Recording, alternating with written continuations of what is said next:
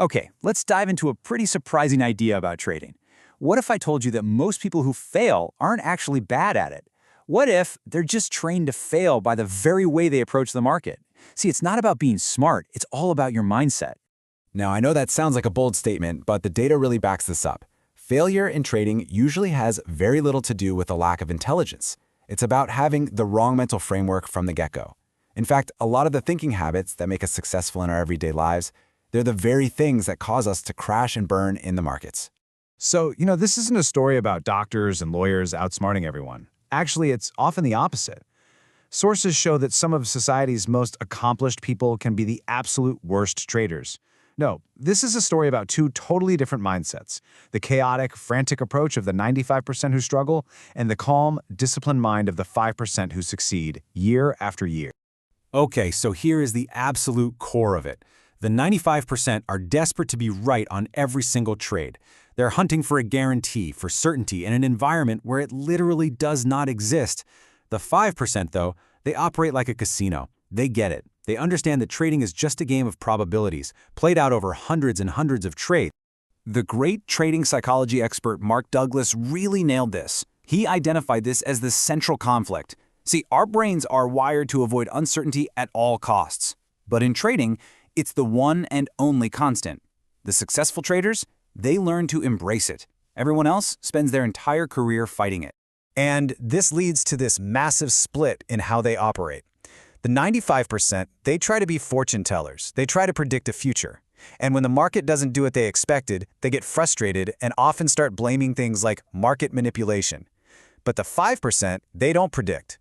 They have a system, they have rules, and they simply react to whatever the market is offering them right now.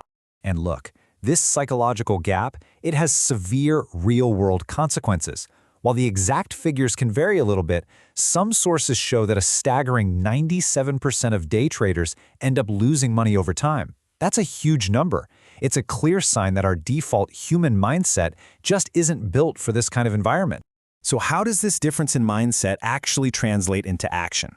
Well, the methods a trader uses, the charts, the indicators, the strategies, they're a direct reflection of what's going on inside their head. The way they click the mouse is dictated entirely by that internal battle. The struggling trader is convinced that more information, more indicators, more screens, more trades is the key to success. They confuse being busy with making progress, often just clicking buttons all day until they've done some real damage to their account. But the pro? The pro knows that profitability comes from simplicity and discipline. It's all about making fewer, but much higher quality decisions. Think about it like this. For the 95%, every single trade is a test of their ego. A win makes them feel like a genius, and a loss makes them feel like an idiot.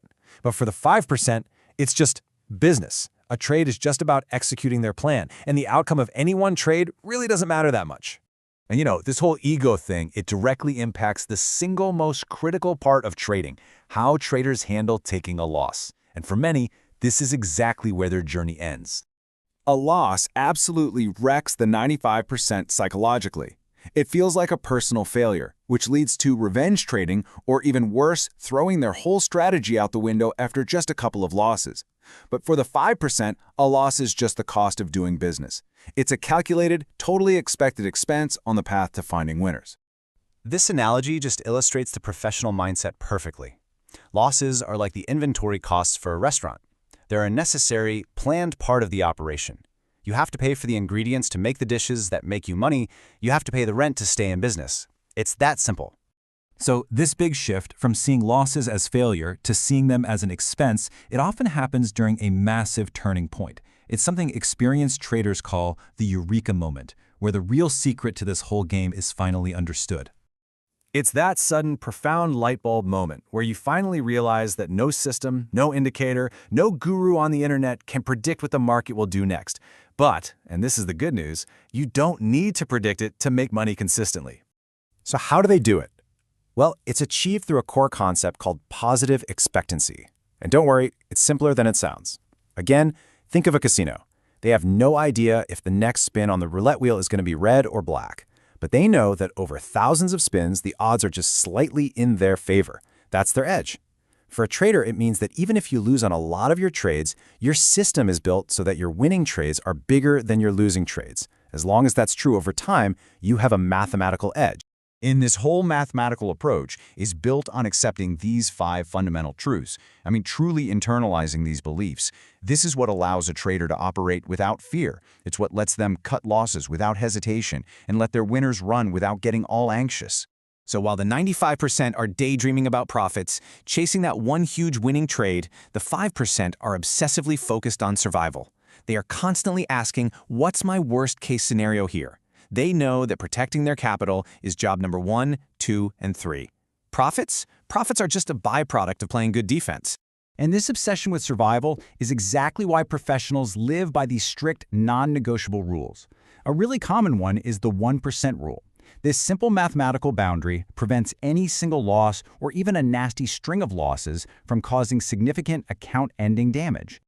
So embracing this professional mindset isn't really about learning more fancy chart patterns or complex strategies. It's actually about unlearning all the bad habits and faulty beliefs that society and, frankly, our own egos train into us from day one. And people who've made it often describe this 5-stage journey. The 95%? They get stuck in stage 2 for years, sometimes forever, just endlessly jumping from one holy grail system to the next. The 5% are the ones who endure. They push through all the way to unconscious competence, a stage where disciplined trading becomes so second nature, it's actually kind of dull. And that's really the final identity shift. It happens when a trader just stops needing to be right. They stop needing to look smart or impress anybody. Their self-worth is completely detached from their profit and loss statement. They're not some market wizard or a genius predictor. They're simply a business owner showing up to execute a plan. So when you step back and you look at all of this, the psychology, the math, this whole process of unlearning, what do you think is really the biggest hurdle a trader has to get over? And that is the final takeaway. The actual mechanics of trading, clicking the buttons, reading a chart, that stuff is pretty simple. But unlearning our deeply ingrained need for certainty, our absolute terror of being wrong, and our emotional attachment to money, that is the real challenge. And sadly, it's the challenge where most people fail.